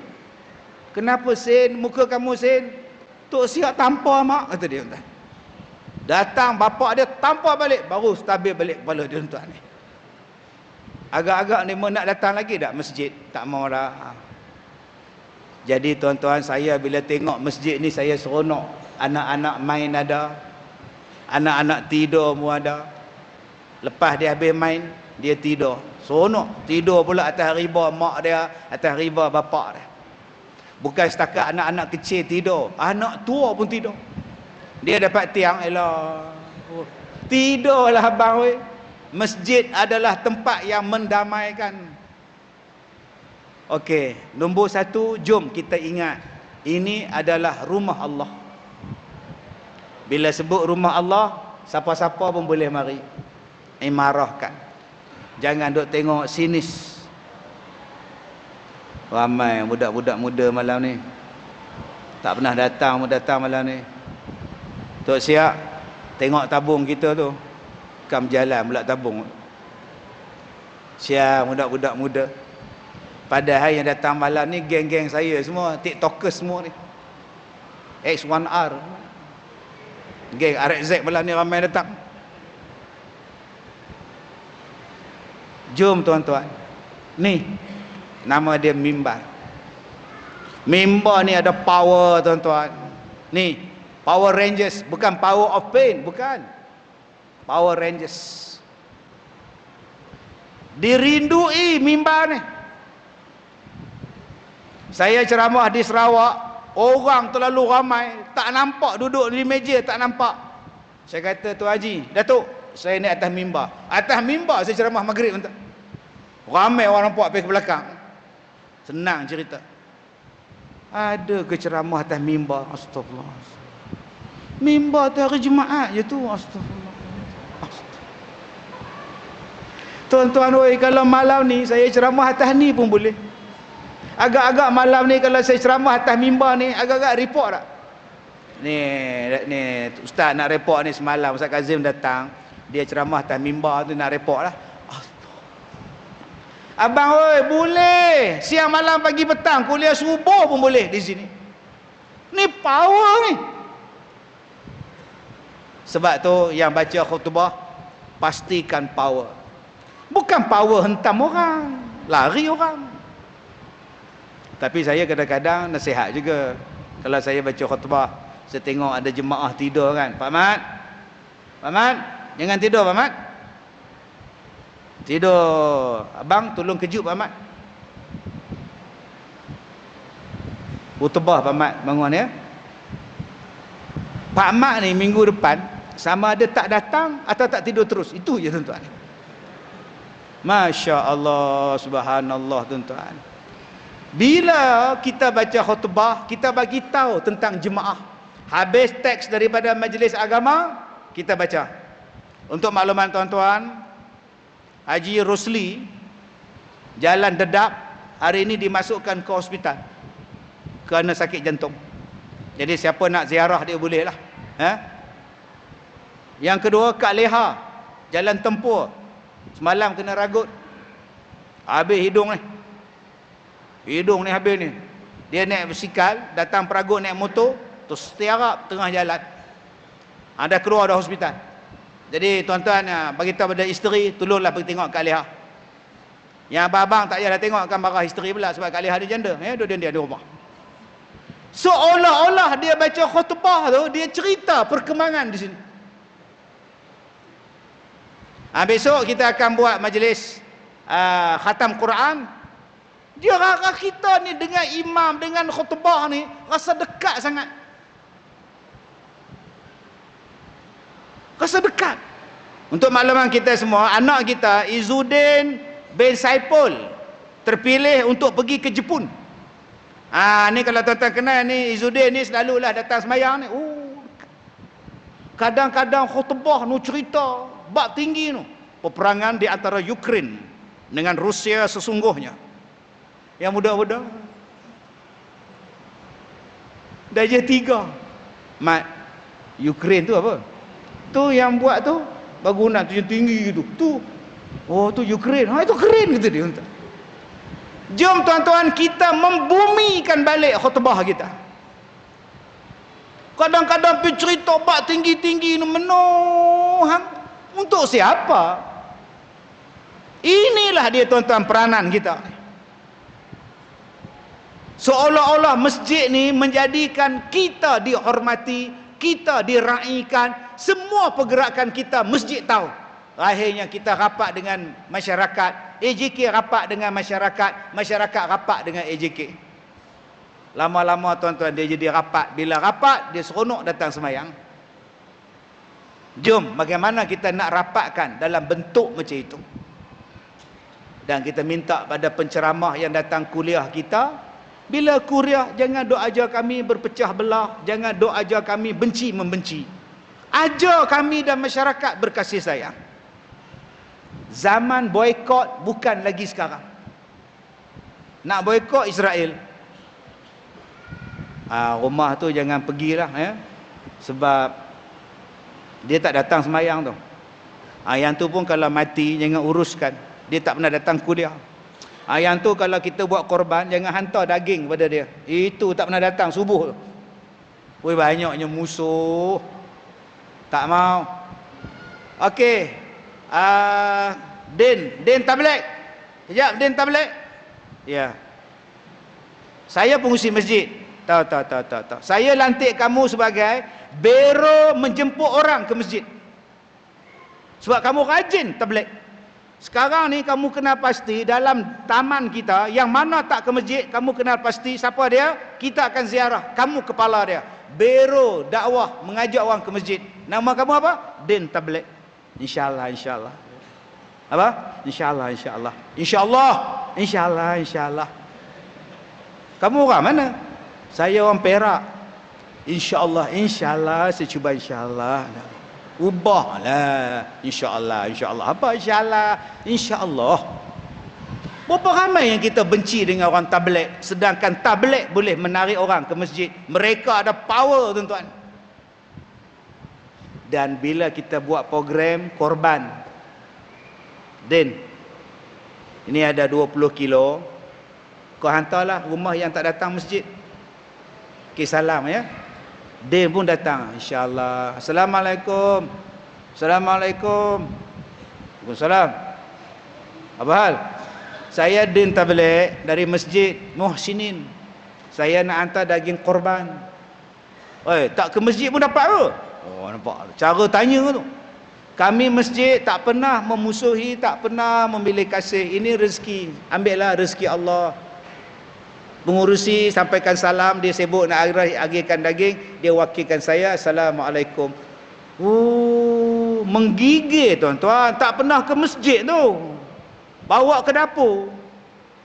Apa tu bang? Daging korban. Orang masjid kasih. Ya Allah. Malunya saya bang. Abang tak pernah ke masjid, tapi orang masjid tak pernah lupakan kita bang. Saya cakap banyak kali dah, abang pergilah masjid, abang tak nak tengok dia orang hantar, ya Allah, malunya ya Allah. Diam suami tu. Maghrib tu dia sampai tau. Hantar pukul 3, maghrib suami datang. Pakai kepiah sengit dia datang. Datang semayang maghrib, lepas semayang dia cari din. Assalamualaikum, yang hantar daging tadi ke? Ya, saya yang hantar. Ada lagi tak daging? Astaghfirullahalazim. Rupanya dia nak cilok lagi sekilo. Bagus betul tuan. Lepas ni tak ada boikot memboikot bendera ke parti ke, no. Ini duk kira bendera tak habis-habis ni. No, tutup. Ni masjid. Orang tanya saya, Ustaz belah mana? Saya jawab boleh belah. Saya tak mau cakap belah-belah. Ustaz ada parti tak? Ada. Parti apa Ustaz? Tapawai. Simple. Jangan bawa perpecahan dalam masjid kita. Dan yang terakhir tuan-tuan, bagaimana nak tarik hati orang? Nabi suruh menarik hati manusia dengan jamuan, makan. Wa at'imut ta'am, kata Rasulullah, bagi makan pada orang. Kalau malam ni ada makan tuan-tuan, selesai masalah. Ada makan? Ada? Ada, alhamdulillah. Nasi bungkus. Semalam 2 hari lepas saya ceramah. Dia orang bajet 300 orang. Yang datang 1000 orang masjid. Nasi tak cukup ustaz. So, buat macam mana yang ada? Tak ada, buat macam mana? Tapi jangan bagi tahu, tak cukup, sesenyap sudah. Jangan pergi umum pula sebelum sembahyang isyak tu. Untuk makluman tuan-tuan, kita sediakan nasi 300 bungkus, tapi kami tengok ramai malam ni jadi tak cukup lah ya. Saya minta maaf lah ya. Jangan umum. Kalau abang umum awal-awal, yang sah belakang tu lah. Allahu Akbar. Sibik duduk belakang. Habis-habis sembahyang kena cepat, lambat, leboh, kata dia. Yang tak khusyuk siapa? Sah depan. Allahu Akbar, silap duduk depan. Aduh. Yang paling khusyuk imam. Takkan dia orang tak simpan. Jangan umum, ada, tak ada sudah. Tuan-tuan, saya ceramah di Parit Perak. Masjid tak payah buat. Peringkat awal je masjid buat. Lepas tu masjid tak payah buat. Pertama ada sponsor. Ada asal kuliah aja tambah malam Jumaat lagi sponsor. Tapi bila saya ceramah, masing-masing jemaah bawa makanan.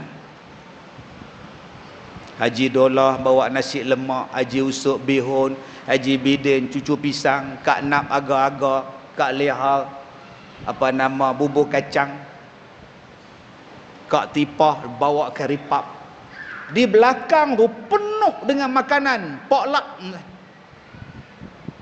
Yang paling saya seronok Haji Dolah, dia bawa mangkuk tingkat kosong, melenggang lah tau. Bila balik begini berat tuan-tuan. Yang mana faham, tak faham sudah. Tuan-tuan, saya nak ajak tuan-tuan satu benda. Di sini ada pemeliharaan Allah. Macam mana Ustaz? Di sini ada orang yang Allah pelihara. Siapa Ustaz? Orang yang sembahyang subuh berjamaah. Ni di sini. Nabi kata man shalla subha fahuwa fi zimmatillah. Siapa yang sembahyang subuh, ulama sebut berjamaah di surau ke di masjid ke, mereka itu berada di bawah perlindungan Allah. Jadi tuan-tuan tengok anak-anak kita, tuan-tuan tengok isteri kita, tuan-tuan tengok anak dara kita, tuan-tuan tengok anak jantan kita, tuan-tuan tengok harta kita, diri kita, macam mana akidah kita akan datang. Banyak cabaran. Yang boleh selamatkan kita ialah Allah. Jaga keluarga kita, tempat kita. Dan salah satu bagaimana cara Allah menjaga kita ialah sembahyang subuh berjamaah. Jom kita imarahkan subuh kita. Kita jemaah setiap pagi, bawa anak-anak, bawa isteri kita, habis kerja, habis sembahyang subuh, terus pergi kerja. Allah jaga kita. Orang fitnah kita, kita tak takut. Orang nak kutuk kita, kita tak takut. Orang nak sekat kita, kita tak takut. Orang nak halau kita, nak pulau kita, kita tak takut. Sebab apa? Allah backup kita. Siapa yang lebih baik kalau bukan Allah yang pembackupnya? Kalau Allah backup kita di dunia, mudah-mudahan Allah backup kita di akhirat dengan sebab kita menghidupkan masjid. Ada soalan Tuan Imam?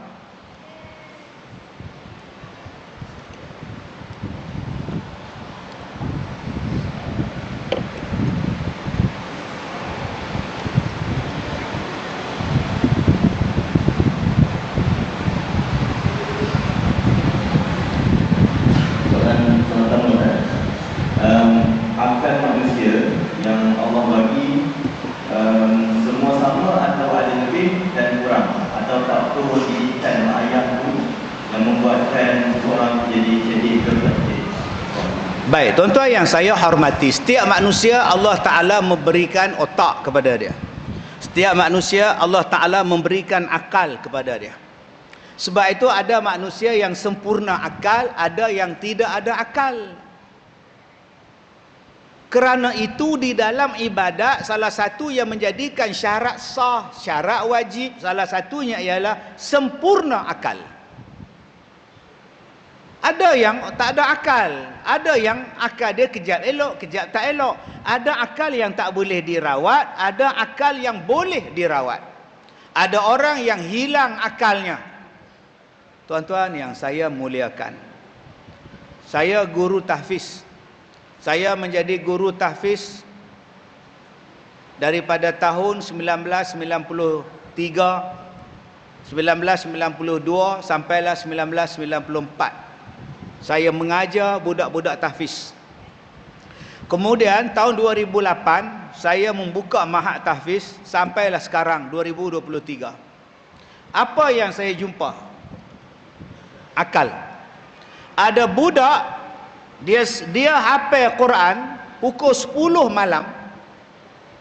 Besok pukul 7 pagi dia boleh hantar dekat saya 2 muka surat tanpa tengok Quran. Ada tuan-tuan. Siang dia main, dia berlari, dia main lah. Hei, bila nak hafal Quran? Malam sikit Ustaz. Pergilah baca. Tak apalah, malam sikit. Lepas isyak tuan-tuan, dia pulun. Tadi saya tengok dalam TikTok ada satu budak duk hafal Quran siap dengan tangan lagi. Ya ayyuhal, dia terkejut dalam tu. Oh, dia ni sedang menghayati. Tak itu cara nak ingat Quran. Yang admin yang tu dia sedang bermesra. Dah. Saya kalau nak hafal Quran dulu-dulu tuan-tuan, saya ingat ayat tu. Innal ladzina kafaru sawu, macam tu. Orang kata gila pun gila. Sebab saya nak bagi ingat, bila saya pejam mata, saya boleh nampak ayat tu. Saya boleh nampak ayat tu. Bismillah wa basyiril ladzina amanu wa amilus solih. Apa hal dia ni? Dia nampak ayat tu. Tuan-tuan, ada budak-budak saya, sekali dia baca, pukul 10 dia tidur, pukul 1, pukul 6.30 dia ulang balik, pukul 7.30 dia masuk kelas. Dia boleh hantar dekat saya 2 muka surat, maknanya sehelai dia boleh hafal satu malam. Ada orang tuan-tuan nak hantar selai seminggu. Ada yang boleh tamat 2 tahun 30 juzuk. Ada satu budak Kedah, saya lupa nama dia. Umur dia 13 tahun dia hafiz 30 juzuk dan dia jadi Johan. Sekolah saya jadi Johan peringkat kebangsaan. Saya nak test dia. Baca ayat ni, sambung. Baca ayat ni, sambung. Dia boleh sambung, tuan-tuan. Tapi kita tengok dia macam blur je. Tapi bila hafal Quran, daripada Al-Fatihah sampai An-Nas dalam kepala otak dia. Masya Allah. Saya kata tulis balik Quran yang kamu hafal. Dia boleh tulis, tuan-tuan. Budak Kedah. Bila dia tamat 30 juzuk, saya kata okey, sekarang saya nak kamu hafal hadis pula. Masya Allah, tuan-tuan. Otak dia tak sama. Ada yang slow 3 tahun 3 juzuk, 3 tahun 3 juzuk, tak sama. Sebab itu tuan-tuan yang saya hormati, kenapa dia tak sama? Kadang-kadang Allah bagi dia lemah tang sini, tapi tang lain dia cekap. Budak yang saya kata tadi, hak di Kedah tadi, dia hafal Quran cekap, tapi daripada segi kemahiran, nak repair tak reti, nak buka ni pun tak reti, yang nu tak reti, dia slow pula tang situ pula. Jadi masing-masing ada bahagian masing-masing. Ada yang cekap, repair nu cekap, repair ni cekap, tapi kalau auzubillah binas pun tak sampai. Ada juga. Jadi otak manusia ni tuan-tuan, kita melayan, kita mendidik mengikut tahap pemikiran mereka. Insya-Allah kita akan berjaya. Wallahu a'lam. Soalan yang kedua, saudara kita ni, dia maaf tadi, dia baru tahu dia bakal melangsungkan majlis perkahwinan pada 11-11. Dia tak ada kita berdiri, tapi dia minta kita maaf saja majlis sejarah hantar, dan dia tanya bagaimana cara yang terbaik untuk kita ajak isteri kita ni berkorban untuk menguruskan isteri. Baik, tuan-tuan yang saya hormati, ada satu mak, dia bawa anak dia jumpa saya, minta saya buat surat sokongan sebab menantu dia bekerja di Malaysia Timur, Sabah, Sarawak. Dah 3 tahun kahwin PJJ. Jadi anak dia rasa susah sebab suami tak ada, cucu seorang. Jadi ustaz, anak saya ni susah lah, suami jauh, susah ustaz. Ustaz tolonglah ustaz, buat surat sokongan sikit untuk anak saya dapat balik bertukar duduk sini, menantu saya ni. Saya tanya pada anak dia, masa akak bercinta dengan suami, akak tahu dia susah bertukar? Tahu. Masa kakak bertunang dengan suami akak tahu problem bila lepas kahwin jauh-jauh? Tahu. Akak tahu nak minta tukar susah? Tahu. Soalan saya, kenapa kahwin dengan dia? Kenapa kahwin dengan dia kalau dia tahu susah? Kenapa tak kahwin yang satu sekolah? Kak nama apa? Cikgu Murni. Kahwin Cikgu Syari. Selesai masalah. Satu sekolah, satu bumbung. Kalau tak dapat satu sekolah, sekolah sebelah. Satu daerah sama. Perkahwinan kita ni, kita rancang dan kita boleh usaha. Cak dapat yang betul-betul. Akak tahu tak suami akak kaki pukul? Tahu, masa bertunang pun saya dah kena pukul. Habis tu kenapa kahwin dengan dia? Kau nak ubah lah dia lepas kahwin, nak didik dia lah kan. Habis tu dia bedik akak pula, akak bukan didik lagi dah. Yalah, waktu bertunang tu cancel lah kalau dah dia pukul. Kenapa ya akak kahwin dengan dia? Ustaz, love is blind, okey? Silakan. Sebab tu saya kata tadi, abang-abang nak tahu isteri tadi semayang ke tak semayang ke, cari yang agama.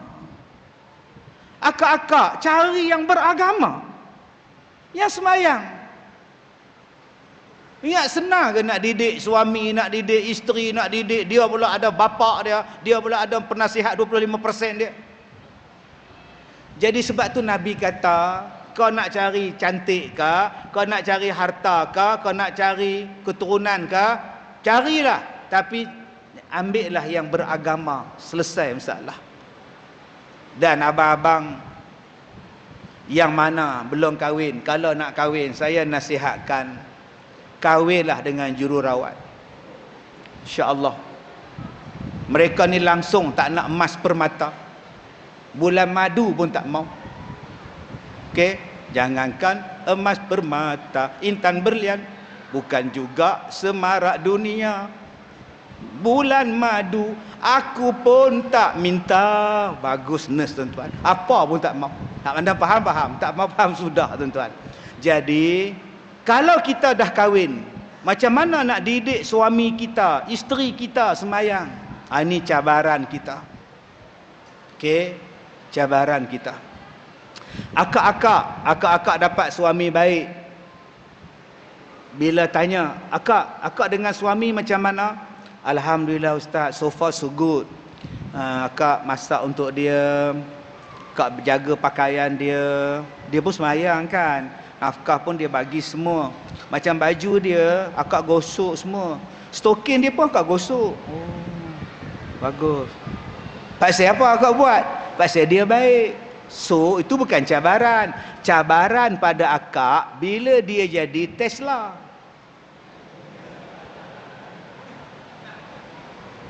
Sekarang akak nak gosok baju dia ke nak gosok dia? Leha, abang dah kahwin lagi seorang.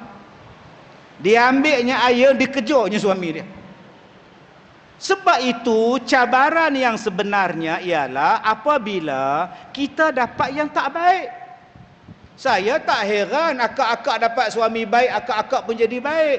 Abang-abang dapat isteri baik, maka abang-abang baik. Cabaran tu. Isteri tak semayang, suami tak semayang. Macam mana aku nak ajak mereka ni semayang? Ni dia cabaran kita. Ni cabaran kita. Suami tak bagi nafkah, ni cabaran kita. Suami duduk dalam penjara, nafkah tak ada, apa pun tak ada. Duduk dalam penjara. Tapi berapa banyak isteri, walaupun suami dia dalam pusat serenti, cure and care, duduk dalam pusat serenti ni tuan-tuan, tapi isteri dia jaga maruah dia. Dia cari nafkah, orang mengorak dia, dia tak layan. Orang mengorak dia tak layan. Saya ada suami, okey? Saya isteri orang, okey? Inilah cabaran untuk dia. Berapa ramai yang suami duduk di dalam, isteri berjahat. Dia kalah dengan cabaran dia. Jadi bagaimana untuk nak ajak isteri kita semayang, suami kita semayang? Saya minta pada abang, nombor satu, abang kena semayang malam. Kekuatan kita akan datang bila kita solat malam. Bila kita bercakap, orang dengar. Bila kita suruh, orang taat. Orang segan pada kita. Ustaz, kenapa saya ni orang tak segan? Saya bos, anak buah tak segan. Saya pemimpin, anak buah tak segan. Saya ustaz, orang tak segan. Jawapan dia senang, awak tak semayang malam. Kalau abang nak isteri abang taat, abang bangun semayang malam. Jadilah suami yang bangun solat malam. Anak-anak akan dengar, isteri akan dengar, suami juga akan dengar kalau solat malam pada isterinya. Wallahu a'lam.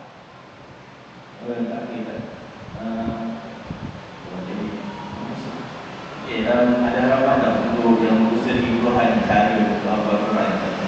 Ada usaha tak untuk yang berusia 50-an? 30-an boleh.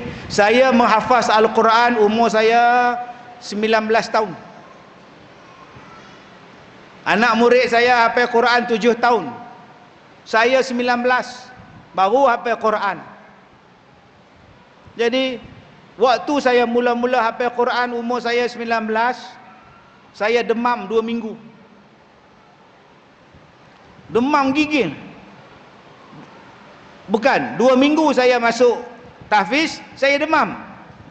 Menggigil. Ustaz saya datang ke asrama. Kenapa? Demam Ustaz. Dah pergi klinik dah? Dah. Bangun. Dia suruh saya bangun. Buang selimut. Pergi ambil wuduk, pergi baca Quran.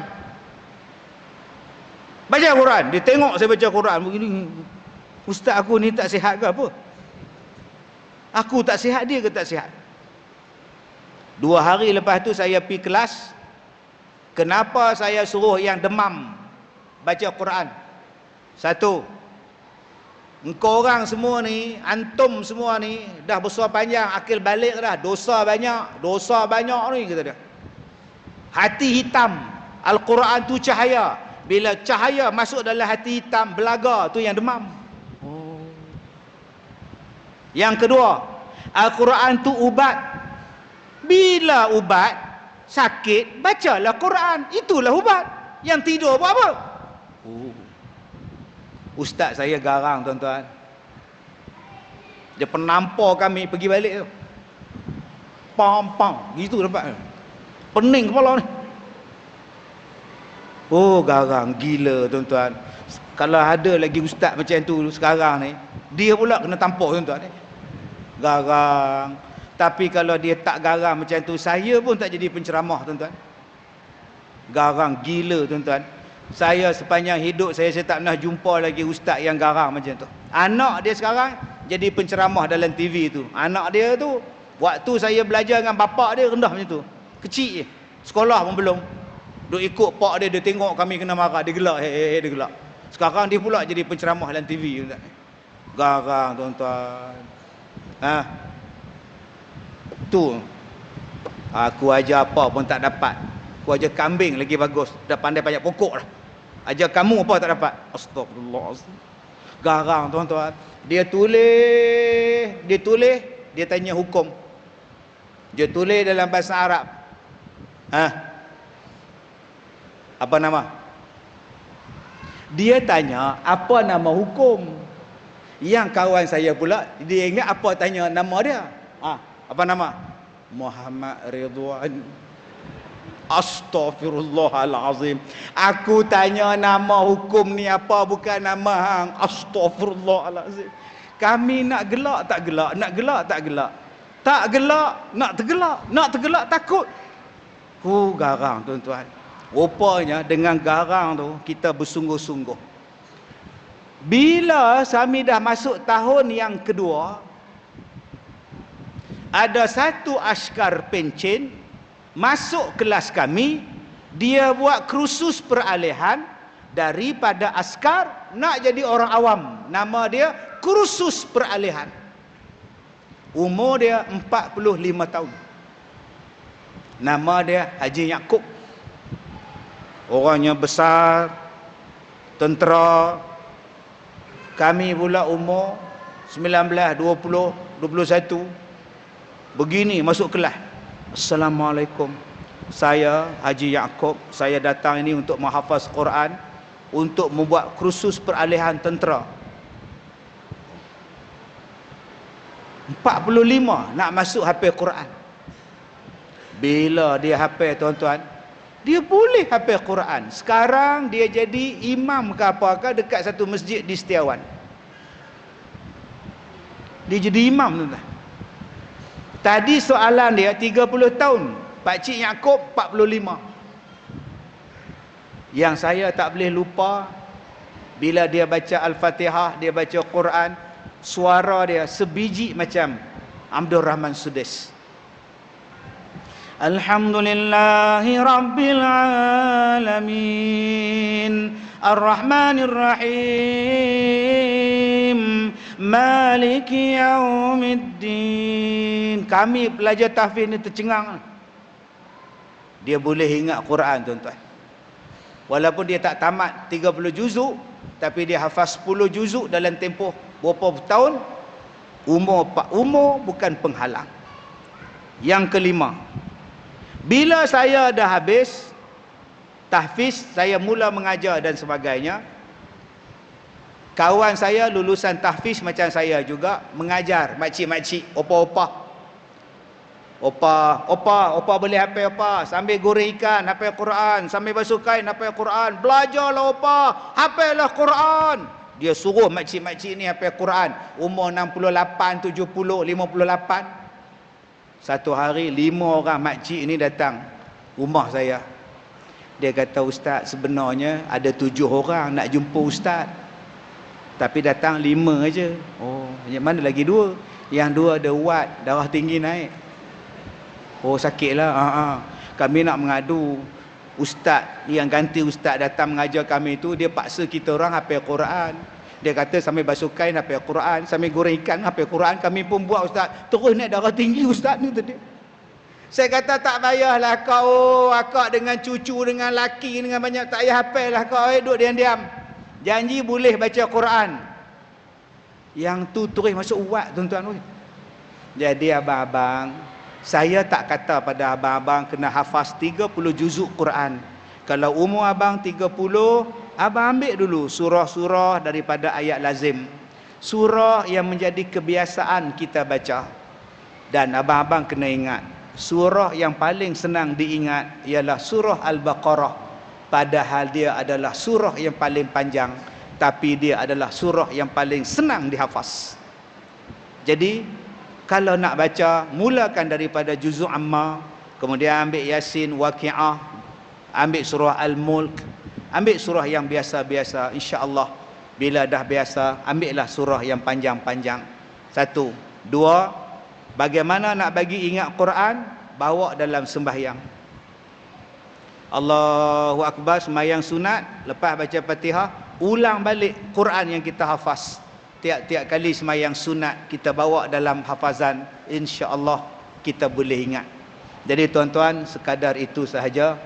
Kita jumpa pagi besok di rumah masing-masing, jam 8 suku pagi, siaran langsung TV Al-Hijrah, insya-Allah. Terima kasih pada jawatan kuasa masjid yang mengundang saya pada malam ini, dan bagi tuan-tuan yang nak bantu sekolah saya, ya, nak membangunkan sekolah saya di Sungai yang terbaru, Cawangan Al-Barakah, anak-anak yatim dan fakir miskin, saya tak minta derma pada tuan-tuan. Tuan-tuan hanya dapatkanlah kopi ala Kazim saya tu.